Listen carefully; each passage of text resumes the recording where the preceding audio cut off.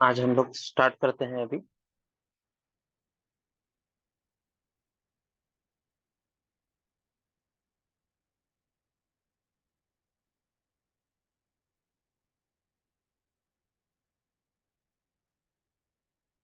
कल हमने यहाँ तक देख लिया धमनी शारीर तक। आज हम स्रोत शारीर चालू करेंगे। स्रोत शारीर को ही स्रोतस को ही जीवित आयन बोला है। उसके बारे में चरक ने क्या क्या बोला है कि स्रोतस की आकृति कौन सी रहती है। आकृति के बारे में क्या क्या बोला है, वो स्व धातु समवर्ण, जो धातु उसमें से वहन कर रहा है उसके जैसा रहता है। वृत्त रहता है, स्थूल रहता है, अणु रह सकता है, दीर्घानी आकृतियां रह सकता है, प्रतान सदृशी, ऐसा चरक ने बोला है। वाग्भट ने क्या बोला है, बीसानाम इवो सूक्ष्मानि दूरम प्रविशतानि। बीसानाम इवो, जो कमल का जो रहता है उसके जैसे सूक्ष्म सूक्ष्म से रहता है वैसे स्रोतस फैला हुआ रहता है। उसके बाद संख्या, चरक ने संख्या 13 बोला है और सुश्रुत ने 22 योगवाही स्रोतस बोले हैं या 11 पेयर्स बोले हैं। तो इसमें डिफरेंस क्या है, सुश्रुत ने आर्तवह स्रोतस बोला है और चरक ने आर्तव स्रोतस के जगह पे अस्तिव स्रोतस, मज्जाव स्रोतस, स्वेदव स्रोतस बोला है। तो 13 जो स्रोतस है उसको याद कैसे करना है, पहले तीन जो है प्राण अन्न उदक, ये अगले 7 धातु और बाकी के 3 मल, प्राण अन्न उदक, इसको ऐसे याद रखो, प्राण अन्न उदक, प्राणव स्रोतस, उदक व स्रोतस, अन्न व स्रोतस। उसके बाद रस रक्त मांस में अस्थि मज्जा शुक्र, सुश्रुत ने आर्तव स्रोतस बोला है और बाकी 3 मल के पुरुष वह स्रोतस, मूत्र वह स्रोतस, वेद वह स्रोतस। हम मूल स्थान, इसके ऊपर क्वेश्चन आ सकता है मूल स्थान के ऊपर, या विद्धि लक्षण। विद्धि लक्षण ये सिर्फ सुश्रुत ने ही बोला है और दुष्टि हेतु ये चरक ने बोला है। तो विद्धि लक्षण में कुछ जो अलग अलग है वो मैंने रेड पेन से मार्क किया है या कहीं पे स्टार बना दिया है। और सुश्रुत ने मूल स्थान जो है उसमें कुछ कुछ अलग बोला है, उसके ऊपर क्वेश्चन आ सकता है। तो वो कैसे याद रखना है वो अभी देखो बताते हैं। तो अभी हम लोग चरक वाला सब लोग याद करते हैं, प्राण तत्र प्राणानाम स्रोतसम हृदय मूलम महास्रोतश्च। लेकिन सुश्रुत ने क्या बोला है, हृदय के साथ रसवाही धमनी बोली। फिर उसके बाद उदक वाहनम स्रोतसम तालु मूलम क्लोमच, ये सेम है। तो इसको याद करने की जरूरत नहीं है अभी सुश्रुत का अलग से। जो अलग है उसके ऊपर नंबर लिखे हुए हैं, वो देख लो। रसवह स्रोतस, हृदय मूलम दशच धमन्या। लेकिन सुश्रुत ने क्या बोला है, रसवाही धमनी, सिंपल है। रस वह स्रोतस का मूल स्थान क्या है, हृदय और रसवाही धमनी। ठीक है। नेक्स्ट, रक्तवह स्रोतस, रक्तवह स्रोतस का मूल स्थान यकृत मूलम प्लीहाच, और इनने रक्तवाही धमनी एक्स्ट्रा बोला है सुश्रुत में। उसके नीचे मांसवह स्रोतस स्नायु मूलम त्वक्च, सेम टू सेम। मेदो वह स्रोतस वृक्को मूलम वपावहनम च, इनने क्या बोला है, कटी और वृक्क। तो मेद, आजकल हम देखते हैं फैट कहाँ पे डिपोजिट होता है, कटी। तो सुश्रुत ने कटी प्रदेश पे बोला है। मैंने बोला था कि जितने भी हमारे ट्रिक्स है उसमें चरक सबसे पुराने, उसके बाद सुश्रुत, उसके बाद वाग्भट। तो आजकल हम देखते हैं कि फैट डिपोजिशन, फीमेल्स हो या बाकी कोई भी हो, तो उसका एक तो पेट पे या कटी प्रदेश पे, तो इससे याद रखो बम रीजन के ऊपर मेद संचित ज्यादा होती है, तो वो तो बोला ही है, साथ में कटी बोला है सुश्रुत ने। फिर अस्थि व स्रोतस मेदोमूलम जगनम च, चरक का है, सुश्रुत ने बोला नहीं है। मज्जा व स्रोतम अस्थिनि मूलम संदेश, ये चरक ने बोला है, सुश्रुत ने बोला नहीं है। शुक्र वह स्रोतस, चरक ने उधर के उधर ही शुक्र बनता है, पुरुषन में बनता है, शेफ से निकलता है। लेकिन सुश्रुत ने अलग बोला है, वृषण में बनता है और स्तन्य की तरफ, स्तन की तरफ भी जाता है। तो ये अलग बोला है, इसको ध्यान में रखो। शुक्र सुश्रुत के हिसाब से वृषण और स्तन, आर्तवह स्रोतस, ये सिर्फ सुश्रुत ने बोला है। गर्भाशय आर्तवाही धमनी, सिंपल है, इमेजिन करो। आर्तव कहाँ पे बनता है, गर्भाशय और आर्तवाही धमनी में। उसके नीचे पुरुष वह श्रुतम स्रोतस पक्वाशय मूलम स्थूल गुदम च, सेम सुश्रुत का भी है। मूत्र वह स्रोतस बस्ती मूलम वंशनोच, चरक के हिसाब से सुश्रुत ने क्या बोला है, बस्ती और मेढ्र। अब इधर सिस्टम इमेजिन कर लो, बस्ती में मूत्र बनता है और मेढ्र से बाहर निकलता है। तो सुश्रुत ने ऐसा ये बोला है। प्रैक्टिकली जो इमेजिन कर सकते हो सुश्रुत, मतलब वो बाद के टाइम के, अभी के टाइम पे वो सब सुश्रुत ने बोला है। स्वेद वो स्रोतस चरक ने ही इंक्लूड किया है खाली। मेधोमूलम लोमकूपाश्च। अब इसके विधि के लक्षण, विधि के लक्षण के अंदर हर एक चीज को इमेजिन करते जाओ। प्राणवह स्रोतस, अभी प्राणवह स्रोतस के अंदर आक्रोश, गुस्सा जब हम करते हैं तो कैसे आवाज निकालते हैं, ऐसे, ये सब आक्रोश। विनमन, भ्रम, वेपन, मरण। एक दूसरा क्वेश्चन क्या आता है कि मरण ये कौन से स्रोत के वृद्धि लक्षण में आता है।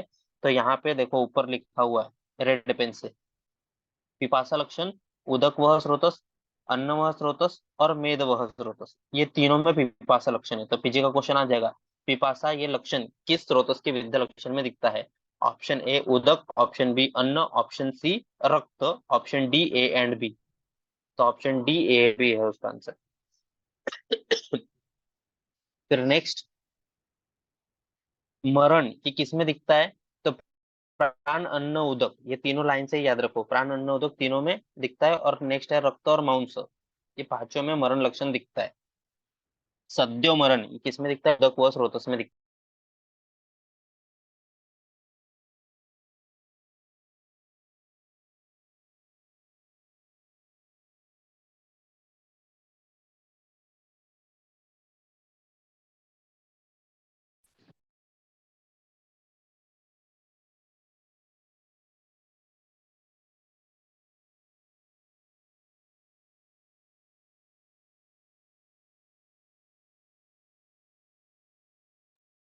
वो स्रोतस पीडनात् अन्न सतत वैगुण्यात् पावकस्य च, रसव स्रोतस चिंत्यानाम च अति चिंतनात्, रक्तव स्रोतस अति वायु और आतप सेवन की वजह से होता है।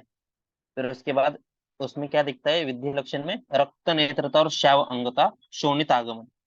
मांसव स्रोतों में सीरा ग्रंथि, हमने देखा है कि जो ब्लड वेसल्स है वो किससे बने हुए रहते हैं? मांस से बने रहते हैं। तो सीरा ग्रंथि मांसो हमें दिखेगा। भोजनोत्तर दिवासप या मांसव स्रोतो दृष्टि का हेतु है। मेधव स्रोत विद्ध हुआ तो स्वेद आगमन, तालुशोष पिपासा, और वारुणश्चति सेवनात्, ये मेधव स्रोतों का दृष्टि लक्षण है। अस्थिव स्रोतस वातल द्रव्य सेवन किया तो अस्थिव स्रोतस की दृष्टि होगी। मज्जा विरुद्धानाम से सेवनात्। शुक्र व स्रोतस में क्लैब्य चीर प्रसेक रक्त शुक्रता, सब सिंपल एकदम। और ये देखो शस्त्र शार अग्नि प्रयोग की उसका ये है अ, दुष्टि हेतु है।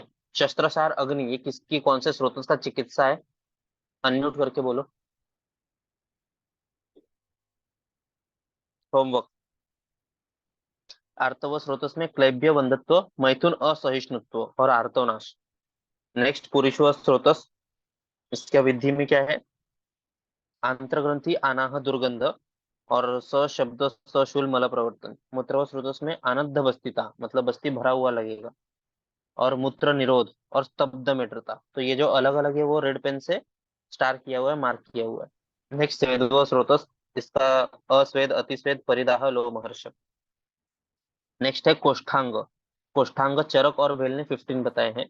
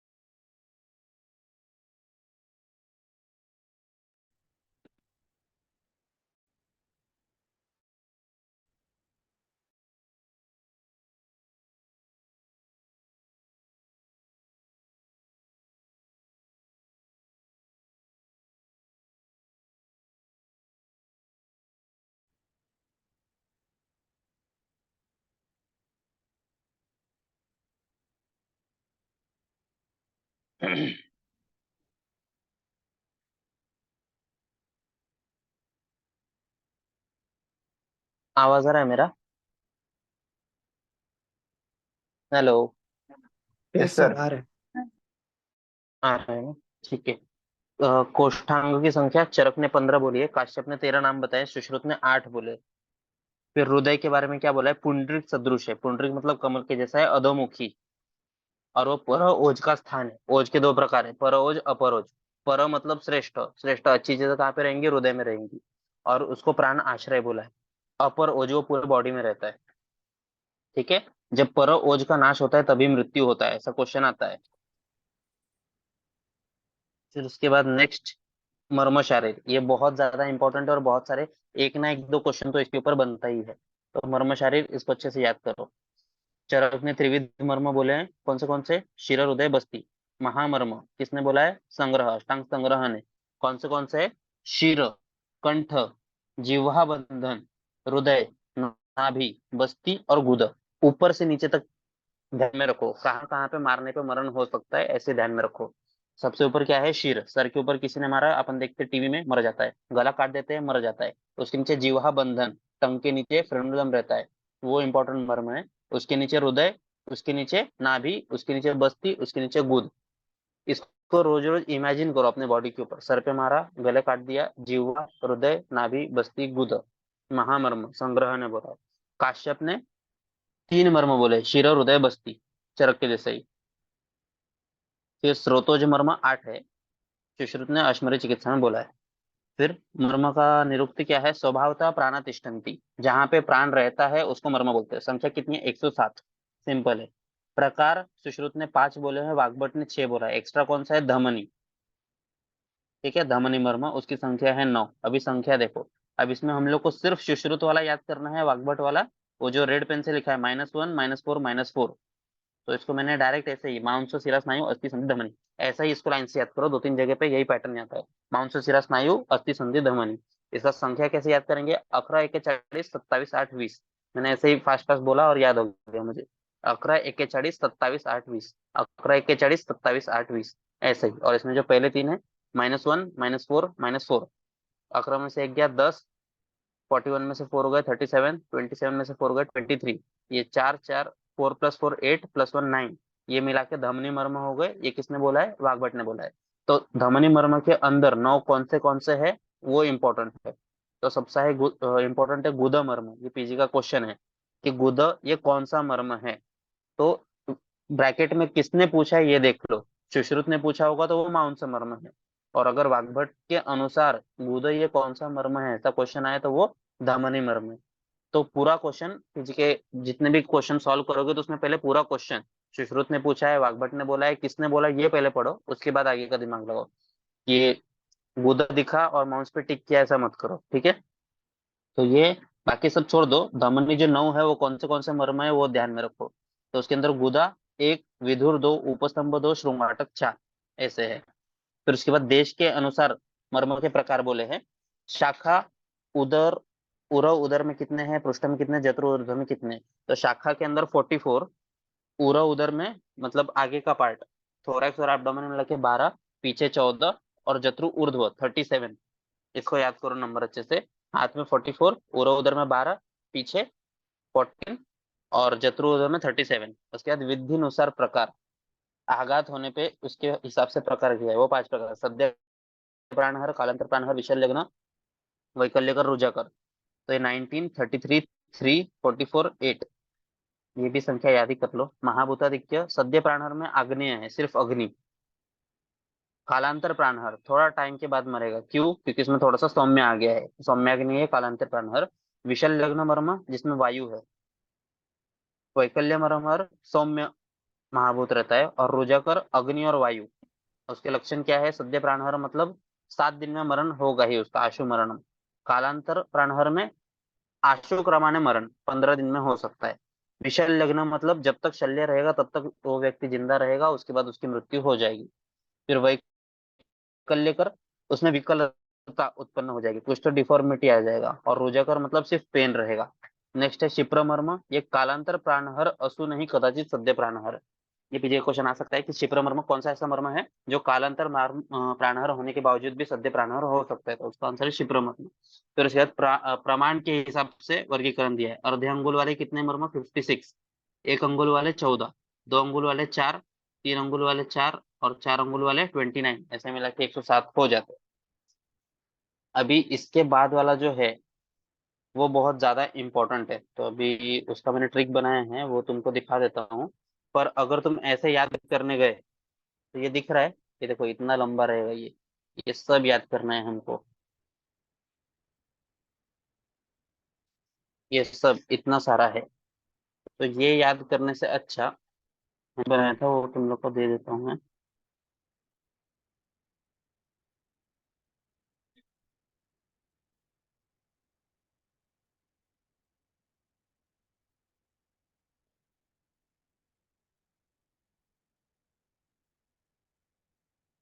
दिख रहा है,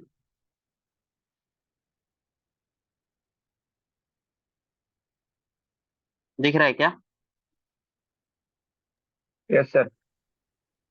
हाँ, तो अभी देखो, शाखागत मर्म कितने हैं जो शाखा में मतलब हाथ पैर में, वो कितने टोटल? 11 × 4, 44 हमने देखा।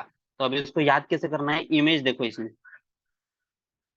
सबसे ऊपर से नीचे, सबसे ऊपर कौन सा है? विटप। उसके नीचे कौन सा है? लोहितक। उसके नीचे उर्वी। उसके नीचे जानु। आनी। उसके नीचे जानु। उसके नीचे इंद्रबस्ती। उसके नीचे गुल्फमर्म। उसके नीचे कुर्च शीर। उसके नीचे कुर्च, फिर तलरुदय, क्षिप्र। तो इसमें हर क्या क्या याद करना है हमको, हर एक मर्म के बारे में, मर्म का स्थान कहाँ पे है। क्षिप्र मर्म पूछा तो ऐसा क्वेश्चन आता है कि अंगुष्ठ और अंगुली के बीच में कौन सा मर्म होता है, तो क्षिप्र मर्म। उसके बाद उसका प्रमाण क्या है, उसका रचना क्या है, वो स्नायु मर्म है, मांस मर्म है, मांस सीरा स्नायु अस्थि संधि धमनी, इसमें से कौन से टाइप का मर्म है वो। और उसका परिणाम, ये सद्य प्राणहर है, कालांतर प्राणहर है, ये सब में से क्या है वो याद रखना पड़ेगा। और विधि लक्षण जो मैंने ग्रीन पेन से लिखा है वो सब विधि लक्षण है। जैसे विटप, विटप पे आघात हुआ तो क्या हो जाएगा? शांड्य और अल्प शुक्रता, ऐसे हो जाएगा। तो ये सब हमको याद करना है। ठीक है, तो अभी सबसे पहले हम शाखागत मर्म देंगे। नीचे से ऊपर जाएंगे, सबसे नीचे, सबसे नीचे क्या है? क्षिप्र मर्म। क्षिप्र मर्म का स्थान क्या है? अंगुष्ठ और अंगुली के बीच में रहता है। सबसे पहले स्थान याद करो अच्छे से। उसके बाद ये जो ब्लैक पेन से लिखा है उसका ये रचना अनुसार प्रकार दिया है। ग्रीन पेन से जो लिखा है वो उसका परिणाम है कि उसमें विद्ध हुआ तो क्या हो जाएगा। तो अभी पैर, पैर को अपने देखते हैं तो हमको कैसे वो सब ये दिखते हैं, हमको स्नायु दिखते, टेंडन्स दिखते हैं। तो नीचे के जितने भी मर्म है वो देखो सब स्नायु है। चिप्र, कुर्च, कुर्चक्षीर, ये तीनों स्नायु है। इमेजिन करो, रोज के रोज इस फोटो को देखो एक बार, कि पैर में जितने भी मर्म है वो सब स्नायु है नीचे से, फुट में। और उसके अंदर जो नीचे है, जो बीच में रहता है वो मांस मर्म है, इमेजिन करो। तो तल के हृदय के बीच में जो रहेगा वो तल हृदय, वो मांस मर्म है। घुटने से लेके गुल्फो के बीच में जो मर्म है, बीच में जो है वो मांस मर्म है, मतलब इंद्रबस्ती वो मांस मर्म है। तो उसके बाद जो गुल्फ संधि है वो तो अपने को पता है संधि है, तो इसीलिए उसको याद करने की जरूरत नहीं है। उसके ऊपर जानू, जानू भी अपने को पता है संधि है।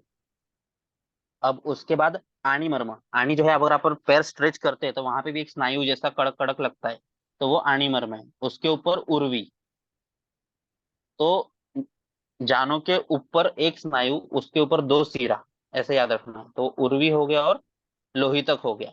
और उसके बाजू में फिर से हाथ लगाओगे अपने ग्रॉइन रीजन में तो वहां पे एक कड़क कड़क स्ट्रक्चर लगता है, मतलब फिर से स्नायु है, तो वो विटप मर्म। तो अब इसको फिर से एक बार इमेजिन करो फास्ट में।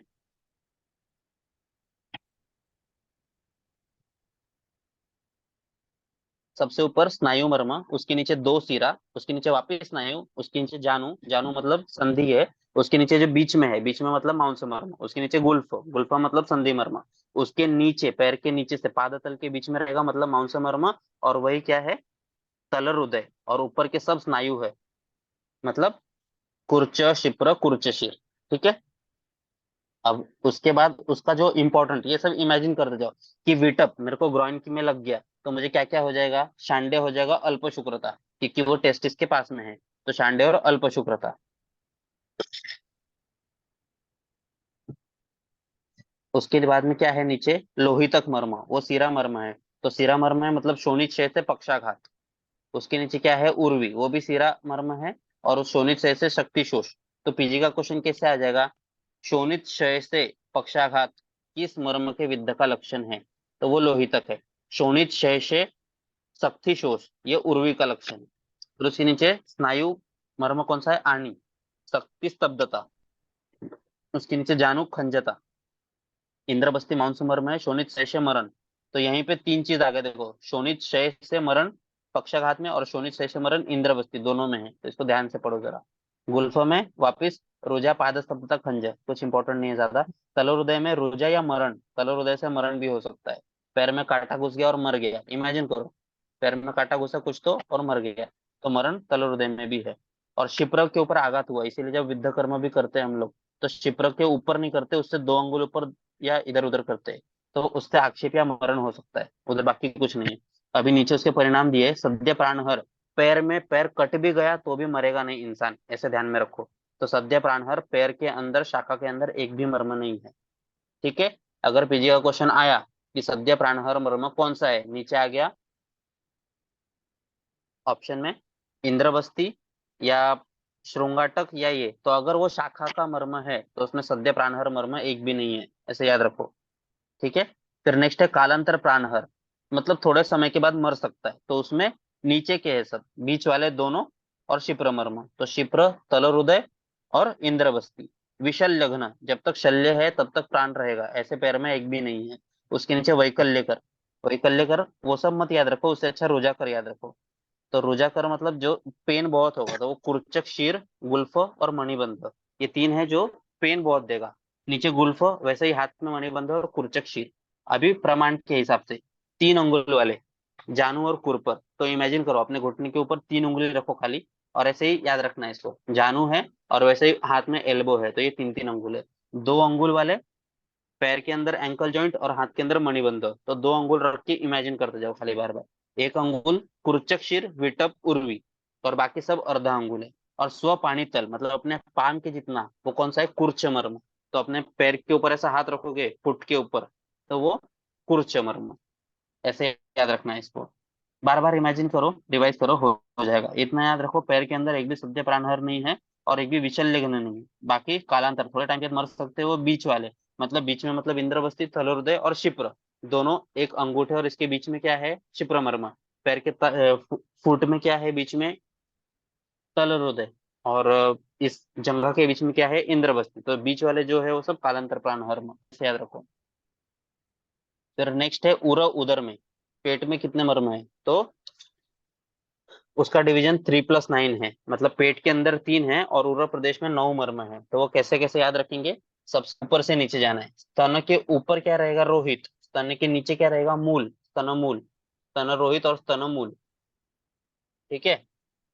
फिर उसके नीचे उपस्तंभ, उसके नीचे अपलाप, उसके नीचे नाभि मर्म, उसके नीचे बस्ती और गुद। पेट में जो है वो तीनों सिंपल है, नाभि, बस्ती, गुद। नाभि जो है, हमने कल ही पढ़ा कि नाभि ये सिरा का मूल है, तो सिरा। और जब असाइटिस का पेशेंट होता है तो उसको नाभि के बाजू में सब सिरा दिखते हैं, तो सिरा ये है। अभी इसमें कैसे है, पहले अच्छे से फोटो को देखो एक बार, क्या दिखता है हमको, सबसे ज्यादा कौन से मर्म दिखते हैं, ऊपर वाला जो है स्तन रोहित, वहां पे पेक्टोरलिस मेजर मसल है, तो वो माउंस मर्म है। उसके नीचे जो स्तनमूल वो भी सिरा है, उसके नीचे अपस्तंभ वो भी सिरा है, उसके नीचे अपलाप वो भी सिरा है, उसके नीचे नाभि है वो भी सिरा है। बस्ती, बस्ती जो है ये स्नायु, अपने को पता है स्पिंक्टर है वहां पे बस्ती के अंदर। तो इमेजिन करो सिर्फ, गुदा जो है हमने देखा अभी माउंस मर्म है। तो अभी याद क्या रखना है हमको, 3 ही चीज याद रखना है, जो बॉडी में पेट में उरम में सबसे ऊपर है और जो सबसे नीचे का है वो माउंस मर्म है। फोटो को इमेजिन करो, सबसे ऊपर क्या है, स्तन रोहित, तो वो मांसोमर्म है। और सबसे नीचे क्या है, गुदा, वो मांसोमर्म है। बीच में एक ब्लैडर है, वो खाली स्नायु है। बाकी उदर और उरम में जितने भी है वो सब सिरागत मर्म है। कुछ भी आएगा, ये इसमें से सिरा मर्म कौन सा है, इमेजिन करो, पेट के बीच में है क्या, तो हाँ, तो सिरा मर्म है, नहीं तो फिर मांस और मांस या फिर स्नायु, बस। उसके बाद उसके पोजीशन के बारे में आएगा, स्तन रोहित, स्तन चुचुक से 2 अंगुल ऊपर रहेगा तो स्तन रोहित, और उसके नीचे रहेगा तो ये एक हृदय भी है यहाँ पे। फिर उसके बाद उसका ये सब पढ़ लेना एक बार कि स्तन रोहित पे विद्ध हुआ तो क्या होगा, ये मैं फिर से ग्रुप में एक बार भेज दूंगा फोटो। ठीक है।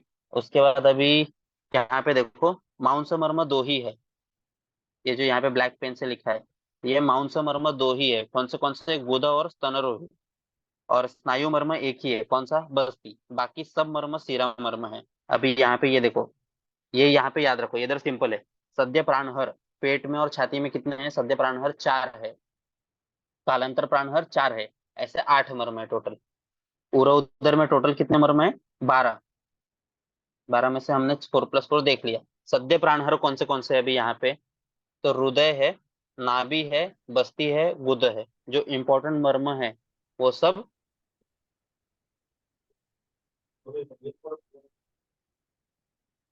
ये देखो अभी यहाँ पे सद्य प्राणहर जितने भी बड़े बड़े मर्म हैं वो सब सद्य प्राणहर है, अपने को पता है, हृदय, नाभि, बस्ती, गुद। नाभि, रावण के नाभि में धनुष्यबाण मारा था तो मृत्यु हो गई थी, तो ये सद्य प्राणहर है। उसके नीचे कालांतर प्राणहर, स्तनमूल, स्तनरोहित, अपलाप, उपस्तंभ, ये सब जो है ये सब कालांतर प्राणहर है। तो इसमें 2 ही टाइप के मर्म है। उसके नीचे स्वपाणितल, कौन से हैं? जो बड़े बड़े मर्म है, हृदय अपने हाथ के जितना है, नाभि हाथ के जितना है, बस्ती हाथ के जितना है, गुदा हाथ के जितना है। 1 अंगुल वाले स्तनमूल है खाली, और अर्धा अंगुल वाले स्तनरोहित अपलाप उपस्तंभ। तो ऐसे इसको इमेजिन करो और इसको याद करते जाओ। नेक्स्ट, पृष्ठगत मर्म। पृष्ठ, तो पीठ के ऊपर इमेजिन करो, सबसे ऊपर क्या है, औंसा मर्म, शोल्डर्स अपने वो औंसा मर्म है। उसके नीचे क्या है, औंसा फलक स्कैपुला, उसके नीचे बृहति मर्म, उसके नीचे पार्श्व संधि जो बगल में है, उसके नीचे नितंब, उसके नीचे कटिक तरुण जो हिप बोन्स है वो कटिक तरुण, और उसके नीचे कुकुंदर। ठीक है, तो अभी इसको वापस इमेजिन करना है कि हम शोल्डर जो दिखाते हैं वो स्नायु से बनता है, मसल रहता है एक्चुअली में, पर यहाँ पे इमेजिन करेंगे। उसके नीचे अंशफलक मतलब स्कैपुला, ये हड्डी से बना रहता है इसलिए अस्थि मर्म है। उसके नीचे सीरा मर्म है बृहति, उसके नीचे भी सीरा मर्म है, उसके नीचे फिर से अस्थि मर्म है, जैसे उधर अपन ने याद किया था, ऊपर मांस नीचे मांस, इधर ऊपर अस्थि नीचे अस्थि। उसके बाद नीचे जो है कुकुंदर, ये संधि मर्म है। तो ऐसे फिगर को देख के इसमें इमेजिन करना है। ग्रीन कलर से जो लिखा है, औंस पे आघात हुआ तो क्या हो जाएगा, स्तब्ध बाहुता, हाथ ये हो जाएगा, स्तब्ध हो जाएगा। औंस फलक पे हो गया तो बाहु शोष और स्वाप हो जाएगा। बृहति के ऊपर शोणित अति प्रवृत्ति से मरण हो जाएगा। पार्श्व संधि, ये जो तीन है इसको अच्छे से पढ़ो। बृहति जो है उस पे विद्ध हुआ तो क्या हो जाएगा, शोणित अति प्रवृत्ति से मरण हो जाएगा। पार्श्व में हुआ तो लोहित पूर्ण कोष्ठता मरणम, जो ये बोलते हैं प्लूरल कैविटी में ब्लड भर जाता है, तो वैसे हो जाएगा वो कि लोहित पूर्ण कोष्ठता मरणम। नितंब के ऊपर हुआ तो अधकाश और दौर्बल्य और मरण। कटिक तरुण ने रक्तक्षय से पांडुता वैवर्ण्य और मरण हो जाएगा। कुकुंदर पे आघात हुआ तो स्पर्श अज्ञान। ठीक है, फिर अभी इसके अंदर ये देखो, इसमें सद्य प्राणहर इधर भी जीरो है, पीठ पे कहीं पे भी मार लगेगा, सद्य प्राणहर नहीं है। कालांतर प्राणहर में क्या आ जाएगा, कटिक तरुण नितंब पार्श्व संधि बृहति, उसके नीचे वैकल्य कर मर्म। वैकल्य मतलब विकलता आएगी, तो कहाँ पे, कुकुंदर पे और अंशफलक पे और अंश पे, और उजागर एक भी नहीं है। सब मर्म इसमें जो है वो अर्धा अंगुल है, एक्सेप्ट पार्श्व संधि जो एक अंगुल है। पृष्ठ के ऊपर इमेजिन करो, जितने भी पृष्ठ के ऊपर मर्म है वो सब अर्धा अंगुल के, सिर्फ पार्श्व संधि छोड़ के। ठीक है, अभी नेक्स्ट लास्ट है ऊर्ध्व जत्रुगत मर्म। ऊर्ध्व जत्रुगत मर्म के अंदर वहां पे एक ट्रिक लिखा हुआ है मैंने कि माता पति की वजह से गिरी और शंख श्रृंगाटक पे चोट लगा, तो ये सद्य प्राणहर की टिक है। मातृका मर्म शंख श्रृंगाटक और अधिपति। अधिपति मतलब माता, जो मम्मी है वो पापा की वजह से गिर गई, उनके शंख पे और श्रृंगाटक पे चोट लग गया इसीलिए उनकी डेथ हो गई। तो ऐसा ऐसा एक ट्रिक बनाया था। कालांतर में एक ही है सीमंतिनी। विशल लग्न मर्म में उतक्षेप और स्तविष। वैकल्यकर मर्म के अंदर धमनी कृकाटिका विदुर फना अपांग, ये सब। रोजाकर एक भी नहीं है। स्व पाणितल धमनी मातृका श्रृंगाटक सीमंत, सब बाकी सब अर्धांगुल है। उसके नीचे सिरा स्नायु अस्थि संधि कौन से वो एक बार देख लेना।